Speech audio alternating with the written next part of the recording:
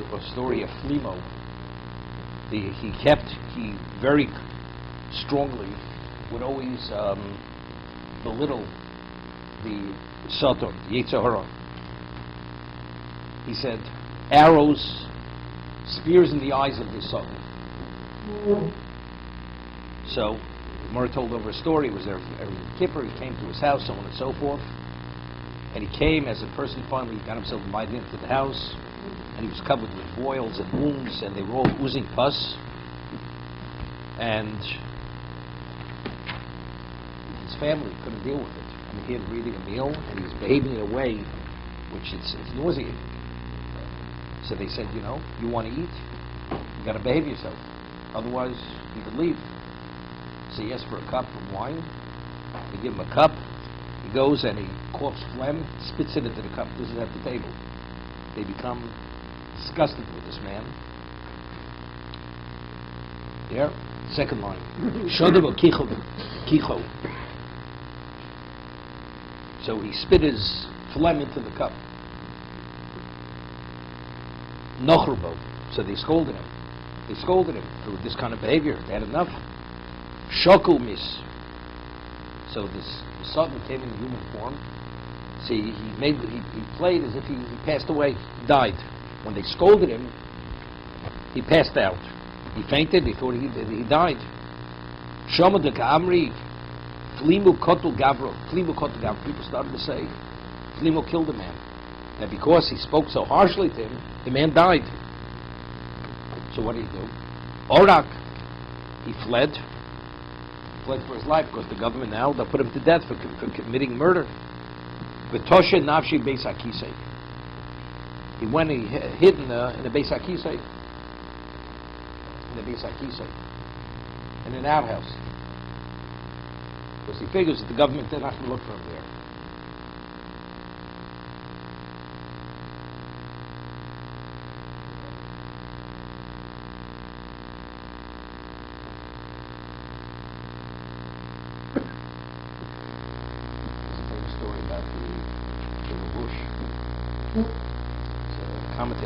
It's called the Levush, and his last name, his family name was Yapi. Yapi is they pronounce it in English. And when he was a young man, he was a mediocre student, but he was a very handsome person, very handsome. And one time, he was at a certain place, and a non-Jewish woman tried to seduce him, and he couldn't escape her clutches. And the only refuge he could seek, and he knew he would succumb to temptation with her, he ran literally into an outhouse, and he hid in the excrement. That's the only way he could save himself. That he shouldn't be in violation of cohabiting with this woman. Okay? That's what he did. And he stayed there until finally he was able to come out. When he came out, and of course, bathed, whatever he did, all of a sudden, he had a level of clarity. Whenever he would learn, everything he learned, he retained. He had a photographic memory. He never had it before. Because of that, the Sirus Nevesh, he was willing to put himself in that situation, not to violate this area. He married a Siyata Dishmaya. He became one of the leading Torah sages of the generation because of this incident. There's a famous, there was a person, his name was, the author of a work called Stay Chemet. I don't know if you ever heard of Stay Chemet. His family name was Mubini. He came from Bukhara. He came to Eretz Yisrael. I think in Hebron there's a house. It's the Stay Chemet's house. They refurbished it as part of the Hebron community. And because that's where he lived. And pictures of him and his family years later. And also, he had a photographic memory. He wrote an encyclopedic work on the whole Torah based on the Aleph days. Every subject matter in Shas. And he was a good student. And one of the other students were jealous. And he went and he slandered him that they had an Arab woman who used to clean the base medrash, and he said she had an affair with the woman. to disgrace him because the person was jealous of his success. So what would a person normally do? You try to defend yourself, this and that. You realize it would cause such an upheaval. It would destroy the whole community. So he did, he swallowed it, disappeared. Okay? He went away. He disappeared. He's not going to make ruffled feathers. I'm that, and he left. He left in disgrace. All of a sudden, this woman, all kinds of ailments came upon her. The woman who accused him, and they brought the woman, she said, yeah, because this student had paid her to say that he had relations with her. And what happened was, all of a sudden she got sick, and she came to the head of the yeshiva, and she said, whatever I said was a lie. This other student paid me to lie because he was jealous, this and that. And then when they sought him out, they brought him back. Because of what he did, that he did not respond, and he kept quiet, and he was left in disgrace. Also, he merited, from that time on, photographic memory. And that's afterwards. He authored this encyclopedic work on Shas. It's about 8 volumes. It's called Stei Chemet. From the Stei Chemet till today, nothing has been published of this magnitude until Rabbi Vadi Yosef also had a photographic memory. Okay? So where did he... Okay. V'toshe nafshe beis hakisei. He went and he hid in the beis hakisei. Ozel Basrei. So this Satan, in human form, followed him to seek him out. Nofel kamei.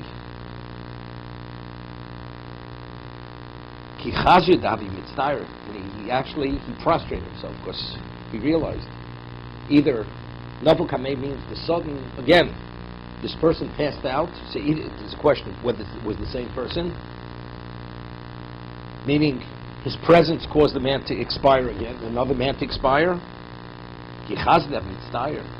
So when the Sultan saw that, Tlimo was in tremendous distress because he believed he actually killed a person. You read all this is taking place every Kippur. This is at the Surim Apsekis. Goli le nafshe. He revealed who he was. That he's the Sultan. He's the Sultan. Omale by time Abertochi. He says, why are you always on my case? You're always cursing me. Tlimo always cursed the Sultan. And he would say, spears, arrows in the eyes of the Sultan. You know? It's like you speak about a Russian, Yamach Shmo Zeh. He was cursing something continuously. He said, why are you always cursing me? That's why I came. You know? Elo, Heich Amos. He says, how what? I'm supposed to praise you. So what should I say? I shouldn't curse you. Satan is the source of all failings of humanity. So what should I say? How should I refer to you? In the negative. That would be tolerable to you. Omale lema mar rachmona nigarbe b'sod. And it's a pasuk. He says you should say, God should scold the Satan. Should scold him. Scolding means to control him. You know, every time we preach the Torah, we say it to them. Right? You have to Kashem Abdullah Agura, and we say,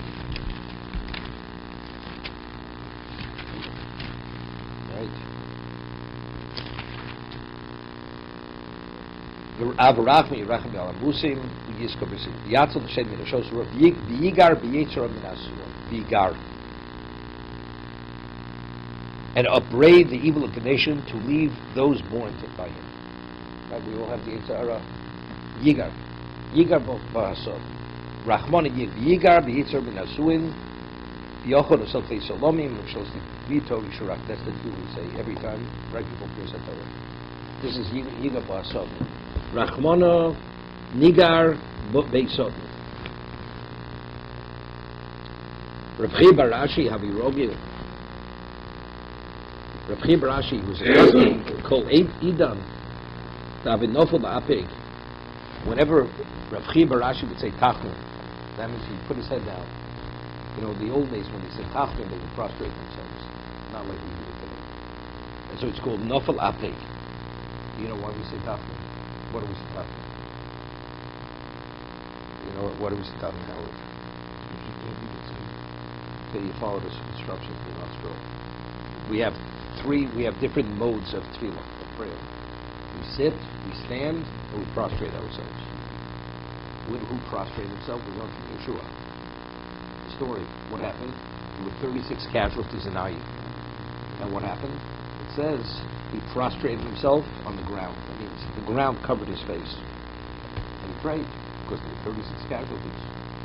Hashem says to Yeshua, now's the time to prostrate yourself. We have to read out the problem.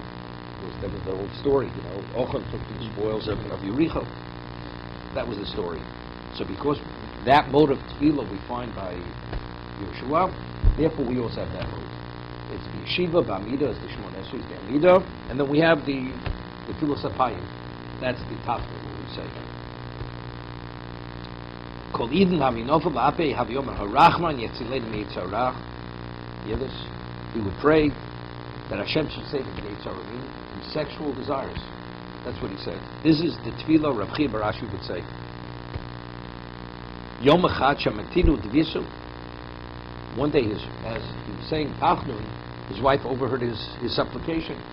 Hashem should save him from the Yitzhar, from desire. He shouldn't have desire for women. We're talking about Rav Chia Barashi was an old man. He didn't engage. The Gemara says that if a man marries a woman on the condition that he has no obligation of sheikhus, he has no monetary obligation to clothe her, to feed her, without conjugal obligations. What's the halacha? Is it a valid marriage or not? So we rule it's a valid marriage. Why? Because it's monetary, and since it's something she could waive. Let's say they're married. She says, I waive all the monetary responsibilities. She has a right to waive it. So because since she could waive it, that's an indication it's not integral to the kedusha. Understand? A man, when could I finish speaking? Let me finish speaking.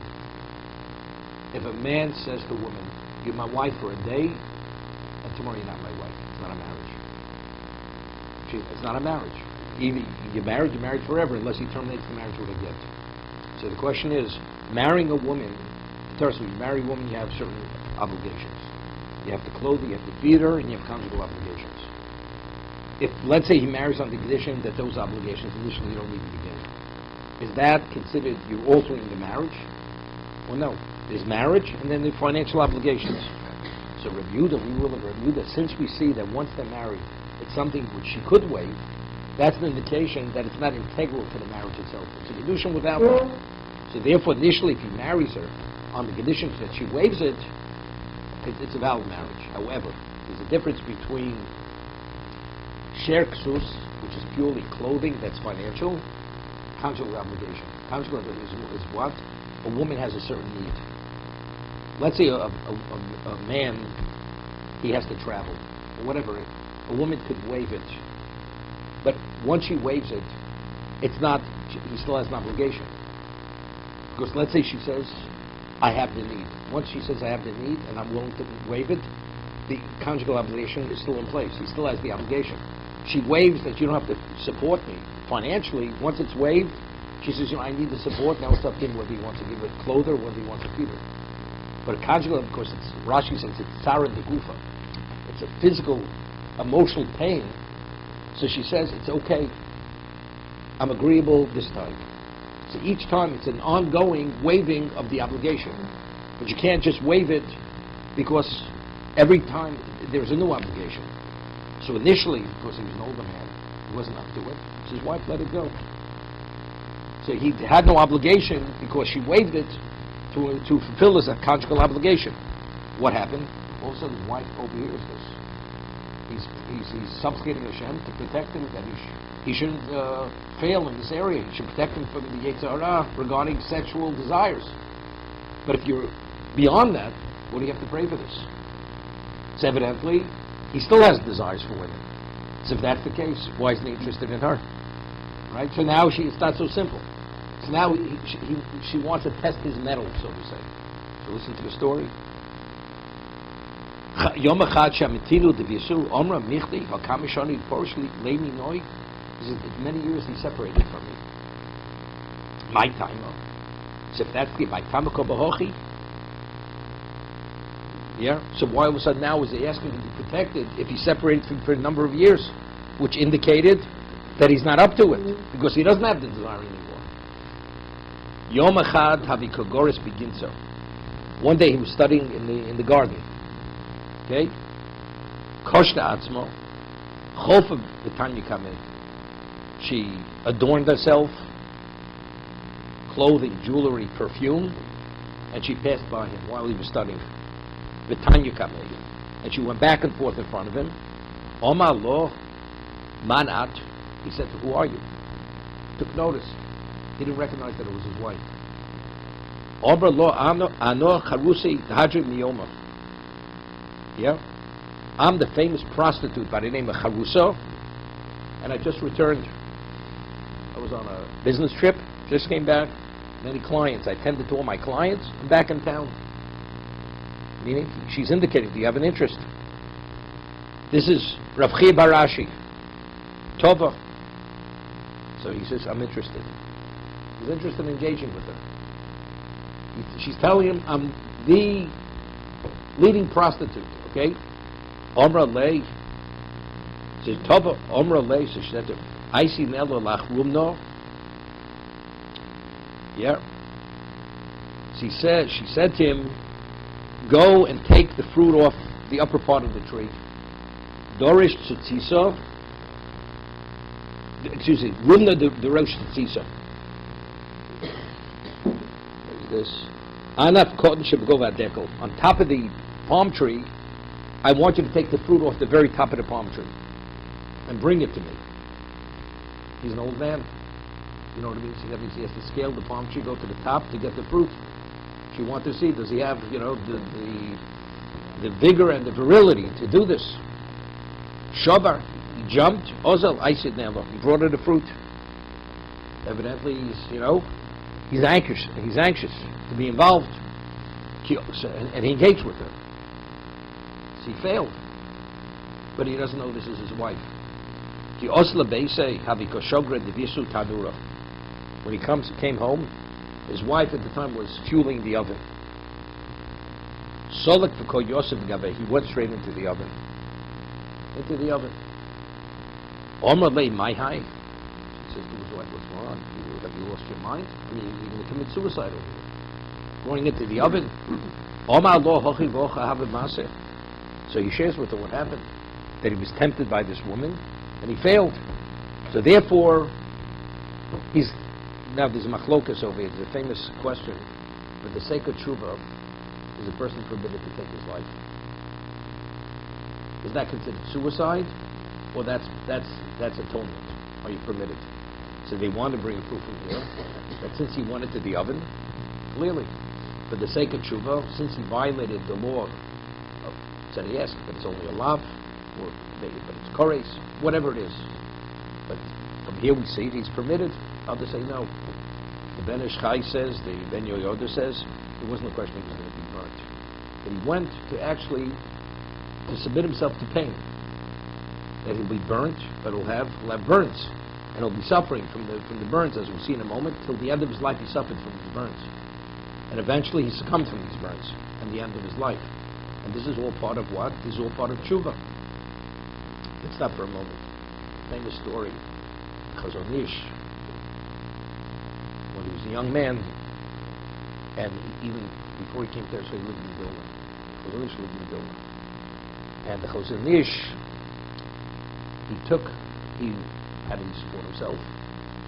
So he would take young teenagers from wealthy families, and he would learn with them. The parents would want he should study with them. He was in the basement every day and night. So they would bring their teenage sons to him, and he would study with them, and he'd get a fee. That's the way he supported himself. I'm not sure how much time in the day, but certain hours during the day. In Europe, especially in Lithuania and Russia, there was what they called the gymnasium. The gymnasium was a second education. And it had to do with Haskalah, the Enlightenment. They took Judaism and turned it into a culture. And his parents said to the Chazon Ish, he's reached the age where we put him in the gymnasium, you don't have to study with him any longer. So Chazon Ish told the parents, he has tremendous promise to become a great Talmid Chacham, become a special Jew. You allow me to continue with it. And the boy understood it, decided he wanted a gymnasium. Okay? Eventually, he became, today it's called KGB, the secret police in Russia. In those days, it was called the NKVD. Before KGB, it used to be called the NKVD. So, he became one of the heads of the NKVD. This person, who originally could have become something else, came, so you can imagine how much blood was on his hands. Part of the Russian secret police. So one day, in the 40s, all of a sudden a black limousine pulls up to his house in Bnei Brak. And this man came to visit the Chazon Ish. This is in the late 40s. And he's not an ordinary person. He's one of the heads of the NKVD.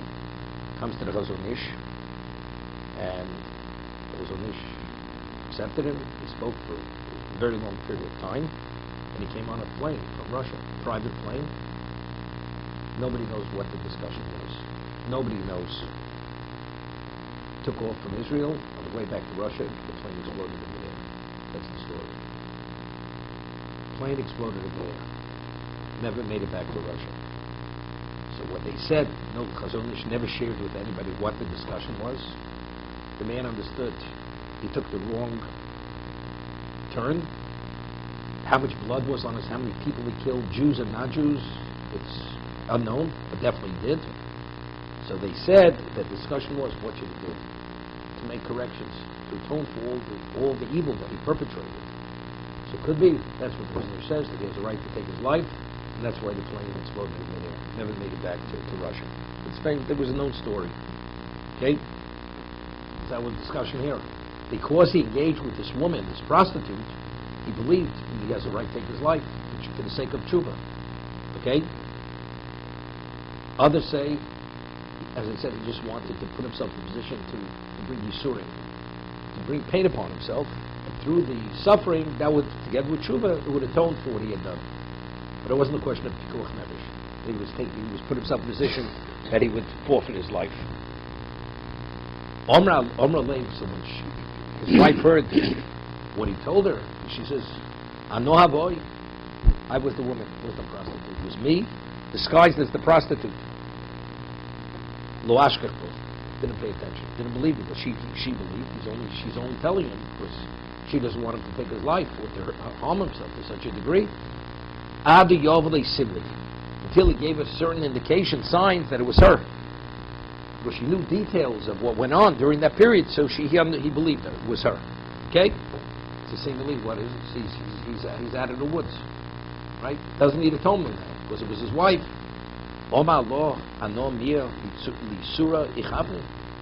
Even though the actual act was permitted because you're my wife, but what was my intent?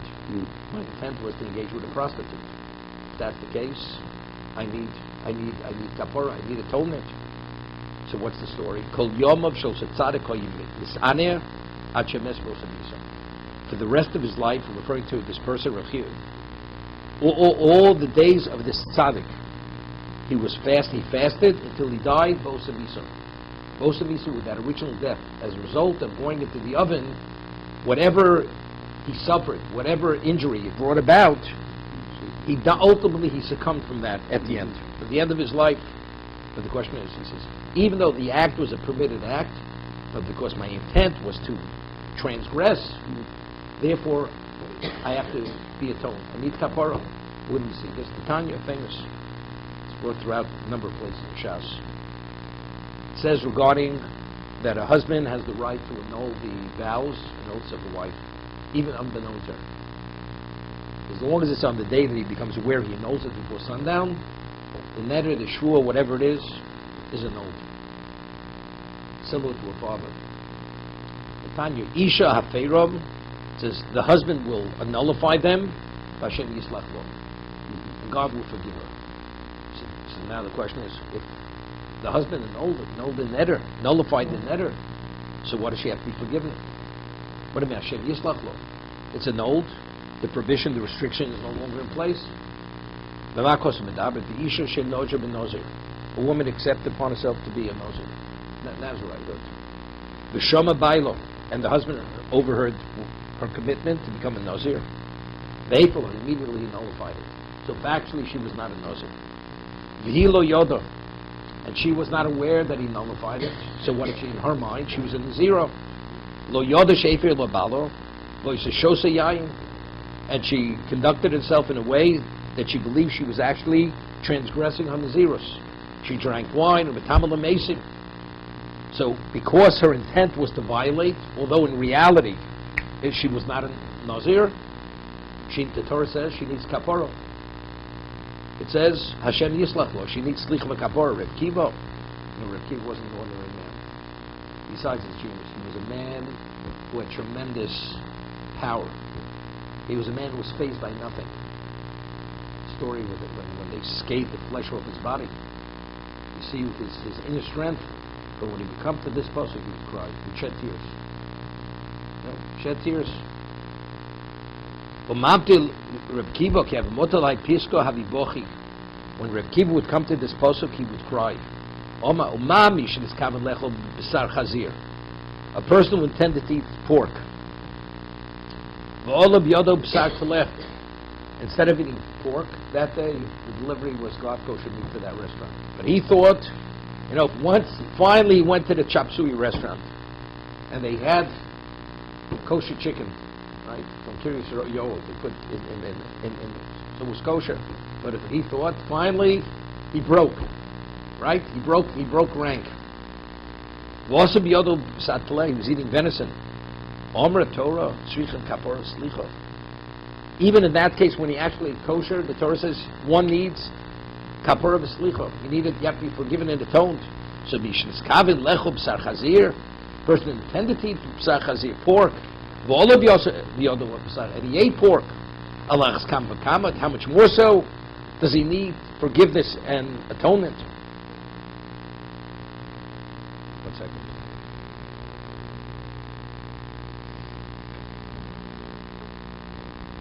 So what's mentioned in the Gemara in Yuma, the Gemara says, Koshin hirhure avera me'avera. That one contemplating to do a sin is worse than actually the sin itself. And it's going in this Gemara. The person intended to eat pork, and it turned out to be sheep's meat, venison. The Torah says it needs kapara v'slicha. That's more serious than doing the sin itself. So the Maharsha explains, when a person deliberately violates, what's happening? It's called amazing. Two things are happening. Firstly, he's going against the will of God. In addition, you're eating something which is not permitted, which in its essence is lethal to your spirituality. For instance, a person eats not kosher pishogi. He's not even aware of it. The effects of one has to do tshuva. One eats chaylev, one has to be gachatos. The person doesn't even realize he ate chaylev. Why? Because you didn't intend to eat it. It was a mistake. I never wanted to. You still have to be atoned. What eating kapara? Because in terms of the makeup, what chaylev is versus your spirituality, it's destructive to your spirituality. So your spirituality has to be rehabilitated. How is it rehabilitated? You bring the korban chatos, you do tshuva. So there, it's not intent.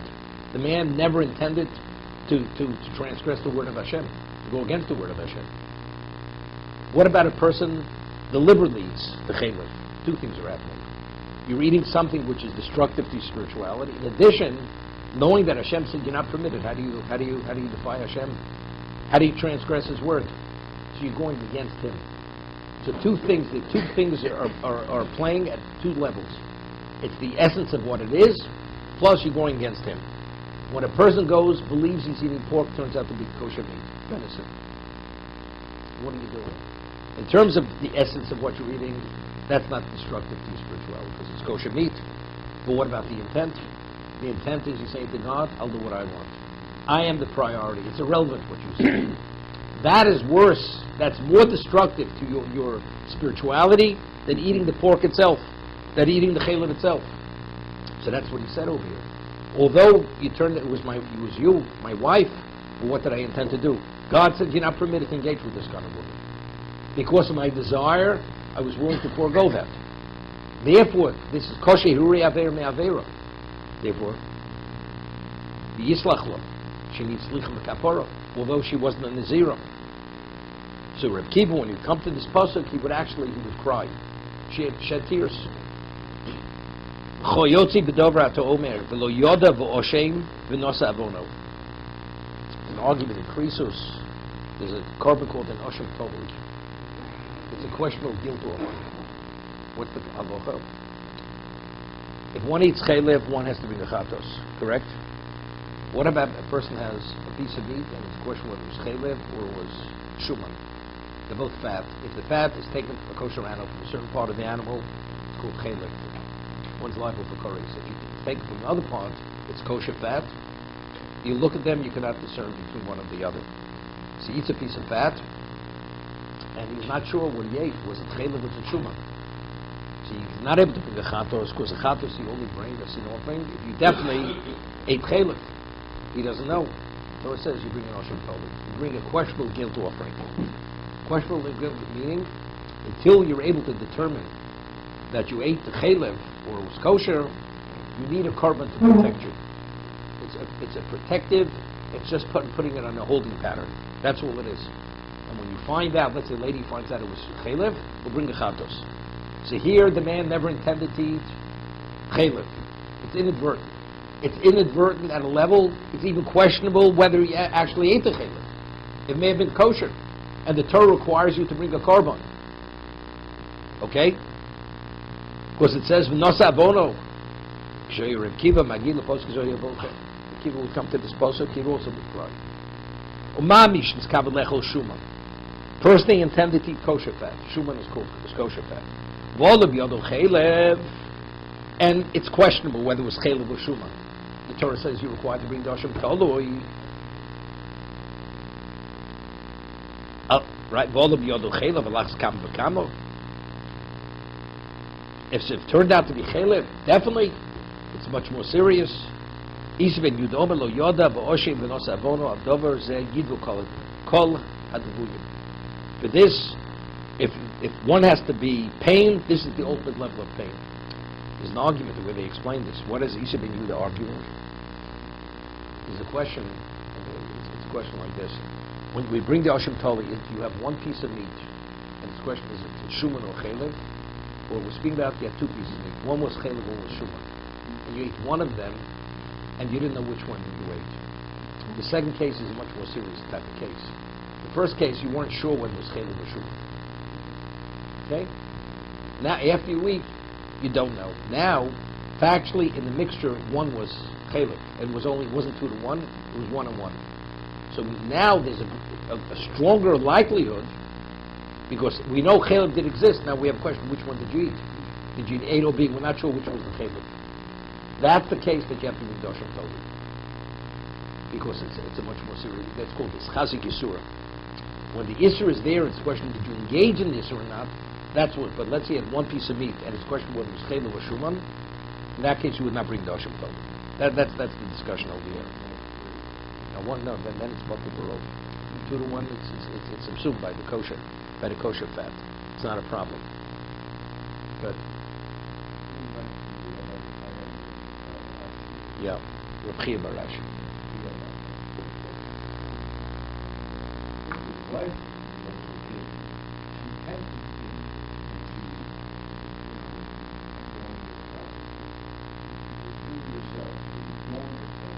Okay. What did she do? No.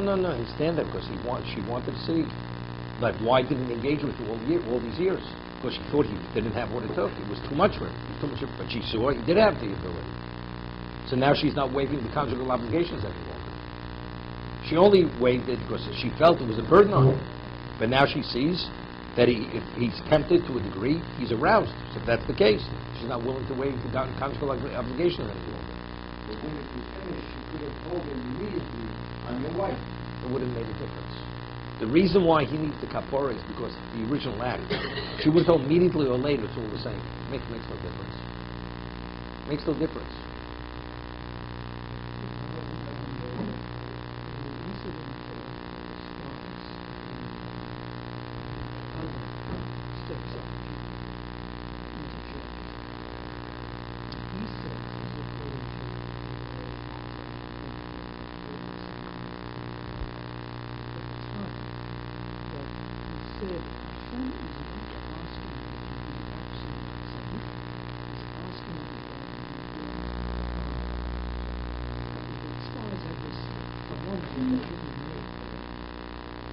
So with that, because of this man here,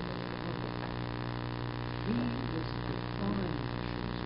He knew it, although the act wasn't. It's not called defined. It's not called defined. It's not defined. Desire. There's a mumala te'avo. There's a mumala achos. Personally, in a past means my interest comes before God's interest. That's te'avo. That's desire. My desire takes priority over your will. Defiance means even if I could have it in a permitted context, I do it out of spite. I will defy you. That's worse. Still, he knew what he was doing. But yes, the desire of the painting, but he knew what he was doing. He had that awareness. He just Who couldn't knows? stop. The rabbi. He understood. Well, but no. He just couldn't stop himself. I understand. You want to know something? You could stop yourself. You chose not to stop yourself. So what happens? Things get blurred. At that moment, you somehow, a person has the ability to put it out of his mind and just ignore. There's always, anytime anybody does anything wrong, you always have to justify the wrong. What do you have to justify? I do it because I want to do it. There's always a justification. Why do you have to justify? Because the person has a conscience. So how do you ever do anything wrong? That at that moment, either you just put it out of your mind, or you put it in some kind of permitted context. In this situation, you can't put it in the permitted context. You just have to put it out of your mind. At this, like I told you, story Aristotle, he committed adultery. They said, Aristotle, the genius of geniuses, how do you do this? He said, at that moment, that wasn't Aristotle. That's the end of the story. Put it out of his mind. The desire overcomes the person. He's able to somehow just put it out of his mind and just focus on the act itself. And it's the same. That's every time. The person is tempted at this level, and that's it. Nothing exists but that desire at that moment. So we see from the other example, the women dancing captives and running upstairs, he somehow hurt himself. Correct. And he overcame. Correct. Correct. He was halfway into doing that. He was on his way. He was on his way. Correct. And he understood the only way he could stop himself is by embarrassing himself. So there he was able to Take control. Here He couldn't take couldn't control. take control. So But he has liability. Clearly he has liability. What I'm saying is there is a certain he knew if you had stopped him or somebody would intercede and said, what you're about to do is it right or wrong? There's no question. But why would he stop? Why would he stop? Because of embarrassment. This is the story of Rabbi Yochanan Mazak and his students when he gave him a bracha on his deathbed. You should fear God the way you fear man. He said they were taken aback. That's all. He says, let me ask you a question. When you sin, do you sin behind closed doors? As you sin, open as behind closed doors? The answer is no. He says, you're more concerned what people think than what God thinks. God knows you're sinning. But a person can sin behind closed doors. And be open, because there it's a question of your reputation. You're not going to sin so quickly. So there's no, if somebody would have walked, a colleague would have been there, there's no question he wouldn't have gone after this prostitute. Why? Because it would be a disgrace. But now it's between him and her. What about God? God at this moment doesn't exist. To be continued.